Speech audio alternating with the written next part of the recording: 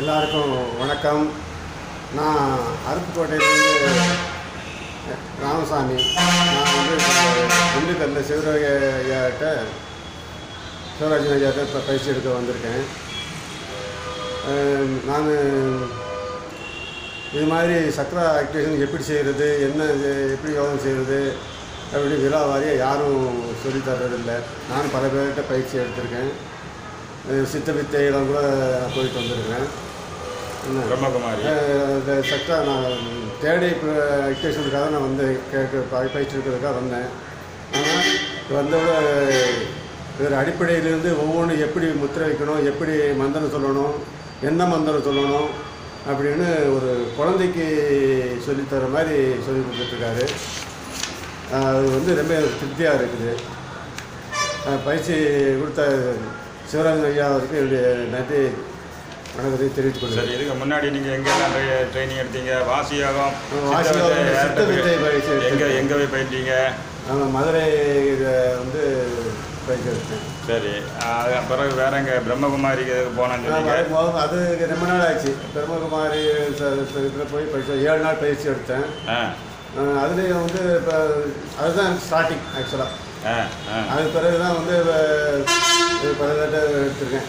சரி, மலையாள வாசி நீங்கள் பயிற்சி எடுத்தீங்க. இப்போ வந்து நான் வாசியை பற்றி சில விளக்கங்கள் சொன்னேன். அதை பற்றி உங்களுக்கு நல்லா யூஸ்ஃபுல்லாக தெரியுதா? இல்லை, இது மாதிரி யாரும் சொல்லித்தர இல்லை. அவங்க சும்மா 10 நிமிஷம் வந்து எப்படி பண்ணணும், ஏது பண்ணணும்னு மட்டும் ஒரு 5 நிமிஷம் பண்ணி கொடுத்தாங்க. சரி, இது இப்போ அந்த பிராணசக்தி எப்படி தலைக்கு ஏறுது, அந்த தலையில் போய் எப்படி வட்டம் போடுது, எப்படி கூடவே சொல்லி கொடுத்தாரு.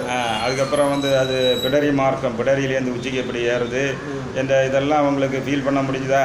ஆமாம், நல்லா ஃபீல் பண்ணுறேன். சரி, எப்படி என்ன உடனே அப்பக்கப்போ எப்படி பண்ணுறது நல்லா தெரியுதா, என்ன சொல்லி நல்லா சொல்லுங்கள். சரி, இதில் வந்து உங்களுக்கு எத்தனை கலர் விசுவலைஸ் ஆச்சு? ஏன்னா ஒரு நாடி ஓப்பன் பண்ணும்போது ஒரு கலரு சத்தம்லாம் வரணும். உங்களுக்கு இதுவரை எத்தனை கலர் வந்தது? கிட்டத்தட்ட 5-6 கலர் வந்துடுச்சு. சரி, அந்த கலர்லாம் வந்து ஒரு ஆதாரத்துக்கும் பிங்கலை சுஷும்னா ஓப்பன் பண்ணுறதுக்கும் உள்ள கலருன்றதை உங்களுக்கு விளக்கி சொன்னேன். அப்போ அதில் எல்லாம் இப்போ எனர்ஜி ஓட தொடங்குது. அப்போ நம்ம பயிற்சியில் எல்லாமே ரிசல்ட் ஓரியன்ட், ரிசல்ட் இல்லாத எந்த இதுவுமே இல்லை. அப்போ எல்லா பயிற்சிக்கும் 4 ரிசல்ட்டு, 5 ரிசல்ட்டு, 8 ரிசல்ட் வருது. அது இப்போ உங்களுக்கு ஒரு 2 நாளில் ஏகதேசம் ஒரு 40% ரிசல்ட் வந்தது. இந்த சப்தங்கள் என்ன சப்தங்கள்லாம் கேட்டீங்க நீங்கள்? சப்தங்கள் மணி ஓசை ஒன்று கேட்டது, கோயில் மணி ஓசை மாதிரி கேட்டது. அப்புறம் பறவைகள் இந்த கத்த மாதிரி, சரி கத்த முடியாது, சரி, அந்த மாதிரி சத்தம் கேட்டது. சரி, இதில் வந்து என்ன ஆச்சுன்னா 10 வித ஓசைகள் கேட்கும். அதில் 9வது ஓசை தான் மணி, 10வது ஓசை சங்கநாதம். இப்போ உங்களுக்கு 1-2 இது வந்துட்டு 9வது சப்தம் வந்துட்டு 10வது சப்தம் இனி ஒரு நாள் 2 நாளில் வந்துடும் வைங்களேன், வந்துடும். எந்த வித டேஸ்ட் ஏதாவது வந்ததா உங்களுக்கு? டேஸ்ட்டு வந்து இனிப்பு சுவை தான் வந்துச்சு. ஆமாம், இனிப்பு சுவை தானே. மெலோட்டனின் வந்து இனிப்பு சுவை தான். உடம்பில் வாதம், பித்தம், கபம் மிகுதியாக இருந்தால் உப்பு, மற்ற கசப்பு, புளிப்புன்னு வரும். நீங்கள் வந்து இயற்கை உணவெல்லாம் சாப்பிட்றதுனால உங்களுக்கு அந்த தோஷங்கள் இல்லாததுனால டைரெக்டாக இனிப்பு தான் வந்தது. இனிப்பு வந்தால் தேடை ஆக்டிவேஷன் ஆயாச்சுன்னு உள்ள ரிசல்ட்டே இனிப்பு தான் மெலோட்டனின். அப்போனா பீனியல் கிளாண்ட் ஆக்டிவேட் ஆனால் அதுலேருந்து வரக்கூடிய செக்ரீஷனில் மெலோட்டனின், செரோட்டனின், டிஎம்டின்னு 3 செக்ரீஷன் சொல்கிறாங்க. நம்ம யோக நூல் எல்லாம் இப்போ 7-10 சுவை வரை இருக்குது. அதில் கடைசி வர வேண்டிய சுவை தான் இனிப்பு. அப்போ உங்களுக்கு கடைசி வந்த என்னதுன்னா அந்த ஆக்டிவேஷன் ப்ராசஸ் தொடங்கியாச்சு. வெறும் உப்பு புளிப்பு வந்தால் இனிப்பு வந்தால் தான் கம்ப்ளீட்டு. உங்களுக்கு ஸ்ட்ரைட்டாகவே உப்பே வரல. சரி, அது என்ன உங்களுக்கு அந்த தோஷங்கள் இல்லை, இருந்தால் உப்பு வரும். இப்போ மெலோட்டனின் வந்தால் சரி, அதில் வந்து இது வந்திருக்குன்னு உள்ள இதில் இருக்குது. அப்புறம் வந்து உங்களுக்கு டேஸ்ட்டு, ஸ்மெல் ஏதாவது வந்ததா? ஸ்மெல்லும் வரும், பலவித ஸ்மெல்லுகள் வரும். அதுவும் இதுக்கு பயிற்சி. எனிவே இந்த சக்கர ஆக்டிவேஷன், தேடை ஆக்டிவேஷன்லாம் எந்த அளவுக்கு ஆயிருக்குதுன்னு கண்டுபிடிக்கிறதுக்கு இதுதான் அளவுகோல். என்னாச்சுன்னா அந்த பயிற்சியின் போது கலர்கள் வரணும், சப்தங்கள் வரணும், டேஸ்ட்டு வரணும், ஸ்மெல் இதெல்லாம் வரும். ஸ்மெல்லுன்னா ஈவன் தேவலோகத்தில் உள்ள ஸ்மெல்லு கூட வரும். ஏன்னா நீங்கள் வந்து இந்த தடை ஆக்டிவேஷன் போது ஆகாச தத்துவத்தில் இணைகிறீங்க. இந்த உடலில் இருக்கக்கூடிய பஞ்சபூத கூறுகளை ஆகாய கூறுகளாக மாற்றும். கழுத்து வர பஞ்சபூதம் தனியாக, மூலாதாரத்தில் எர்த்து, சுவாதிஷ்டானத்தில் தண்ணி, மணிபூரத்தில் அக்னி, இந்த மாதிரி அநாகத்தில் காற்று, விசுத்தியில் ஆகாசம் இருக்குது. அதுக்கு மேலே எல்லாமே இணைந்த நிலையில் இருக்குது. நீங்கள் அதில் ஐக்கியமாகும்போது தான் உங்களுக்கு இன்ட்யூஷன் வரும். அப்போ அதுக்குள்ள சிக்னல் தான் இந்த ரிசல்ட்டு. ஓகேயா? நீங்கள் இப்போ மூலாதார ஆக்டிவேஷன் செய்யும்போது விநாயகர், பிரம்மா, அந்த குண்டலினி தேவி எல்லாம் காட்சி கிடைச்சதா? காட்சி கிடைச்சது இல்லை? சரி. சுவாதிஷ்டானத்தில் நீங்கள் பண்ணும்போது அந்த பண வரவுக்கான இது அதுக்கு மகாவிஷ்ணு, இது ஸ்ரீ மந்திரம், காக்கினி மாதா, பிஸ்னஸ் பிளாக்கை மாற்றக்கூடிய காக்கினி மாதா, அதெல்லாம் உங்களுக்கு யூஸ்ஃபுல்லாக இருக்குது. ரெண்டாவது, மணிபூரகத்தை ஆக்டிவேஷன் போது ருத்ரனை காட்சி கிடச்சிதா? அது என்ன ட்ரெஸ் போட்டிருந்தாரு? கருப்பு ட்ரெஸ் போட்டிருந்தார். ருத்ரன் காட்சி கிடைக்கும். எத்தனை மினிட்டில் கிடச்சிது உங்களுக்கு? 15 மினிட்டில் ருத்ரன் காட்சியோட பெரிய விஷயம் தானே? ஆமாம். அப்போ ருத்ரன் வந்து உள்பகை வெளிப்பகைகளை அழிக்கிறார். அந்த இது உங்களுக்கு வருது. எல்லாருக்கும் இப்போ அது தேவை. அப்புறமா வந்து அநாகத்தில் உங்களுக்கு பச்சை கலர் தெரிஞ்சதுன்னு சொன்னீங்க, அப்புறம் நில ஒளி தெரிஞ்சுன்னு சொன்னீங்க. தெரிஞ்சதில்ல? அதெல்லாம் நல்ல இதுதானே? அப்போ முருகனை வச்சு வழிபடும்போது முருகன் தரிசனம் கிடைச்சிதா? முருகன் தரிசனம் கிடைச்சிது. அப்போ அநாகதத்தில் தான் இஷ்ட தேவதை வந்து இருக்கிறாரு. அதாவது அந்த அதுக்கு பேர்னா இஷ்ட தேவதையை வச்சு அநாகதத்தில் வச்சு தான் வழிபடணும். அப்போ அந்த வழிபாடு வரும்போது உங்களுக்கு ரிசல்ட் வந்தது. ஓகே. விசுத்தியில் வந்து சதாசிவனை வழிபடும் போது என்ன கலர் தெரிஞ்சுது? Blue colour. சரி, ப்ளூ கலர், நீலகண்டம்.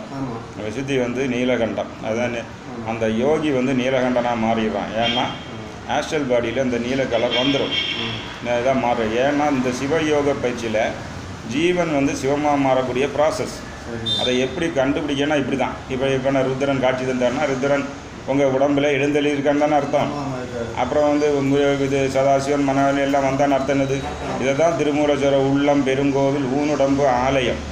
ஊனுடம்பு ஆலயம் என்னன்னா, ஊனில் இந்த உடம்புக்கு உள்ளேயே பிரம்மா இருக்கிறாரு, விஷ்ணு இருக்கிறார், ருத்ரன், மகேஸ்வரன், சதாசிவன் இருக்கிறாங்க, விநாயகர் இருக்கார், குண்டலினி தேவி இருக்காங்க, காக்கினி மாதா, அந்த யோகிகள். அப்போது நீங்கள் வந்து வெளி கோவிலில் போய் வழிபடுறதை மாதிரி உங்கள் உடம்பில் இருக்கக்கூடிய இந்த திவ்ய சக்திகளையும் நீங்கள் ஆக்டிவேட் பண்ணால் தான் வாழ்க்கையில் முன்னேற்றம் வரும். இப்போ அதுக்கான உங்களுக்கு சின்ன சின்ன மந்திரங்கள், வைப்ரேஷன் ஏற்படுது. சுவாதிஷ்டானம் நீங்கள் பண்ணும்போது கை வச்சு பார்த்தப்போ வைப்ரேஷன் வந்தது இல்லையா? அப்போ அதை நீங்கள் வைப்ரேஷன் நல்லா பண்ணால் ஃபைனான்ஷியல் இம்ப்ரூவ்மெண்ட் வரும். ஓகே. ரெண்டாவது, குருமண்டலத்தில் நடராஜரை நீங்கள் வச்சு தியானம் பண்ணும்போது ஆனந்த உணர்வு வந்ததா? நல்லா வந்ததில்லை? சிரிக்கக்கூடிய அளவுக்கு வந்து உங்களுக்கு ஆனந்த உணர்வு வந்ததில்லை? அது முக்கியமான விஷயம் இல்லை. ஏன்னா உங்களுக்கு நான் என்ன சொல்லேன்னா, அன்னமய கோஷம், பிராணமய கோஷம், மனோமய கோஷம், விஞ்ஞானமய, ஆனந்தமய கோஷம். ஆனந்தமய கோஷம் ஆக்டிவேட் ஆனால் சிரிப்பு வரும், ஆனந்தம் வரும். நடராஜர் வந்து தில்லையில் ஆடுறது ஆனந்த கழிப்பு நடனம். குறித்த பிரிவும் கொவ்வை செவ்வாயில் குமின் சிரிப்பும், அந்த சிரிப்போடு தான் ஆடுற ஆனந்த கழிப்பு. அந்த மாதிரி உங்களுக்கு அனுபவம் வந்ததில்லை? அப்போ அதெல்லாம் பெரிய விஷயம் தானே.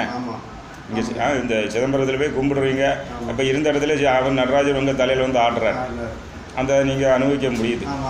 அப்போது இதுக்கு மேலே உங்களுக்கு நிராதாரம் அது எல்லாம் இருக்குது. ஸோ இந்த பயிற்சி தான் இந்து மதத்துக்கு உண்மையான ப்ராக்டிக்கல் பயிற்சி. என்னது பயிற்சி? மற்றது நீங்கள் புத்தகம் படிக்கணும், அது தியரி. கோவிலுக்கு போனால் லெவல் 1 சரியை. கோவிலில் தானே பண்ணுறீங்க, போகிறீங்க, தேங்காய் உடைக்கிறது எல்லாமே தானே பண்ணுறீங்க. அது லெவல் 1. கிரியைன்னு சொல்லக்கூடிய நீங்களே உங்கள் அக வழிபாடு செய்கிறதும் எல்லாம் பண்ண கிரியை. இது யோகா. யோகாவில் ஊனுடம்பு ஆலயம். ஊனு உடம்பை ஆலயமாக மாற்றுறது தான் சிவயோகா.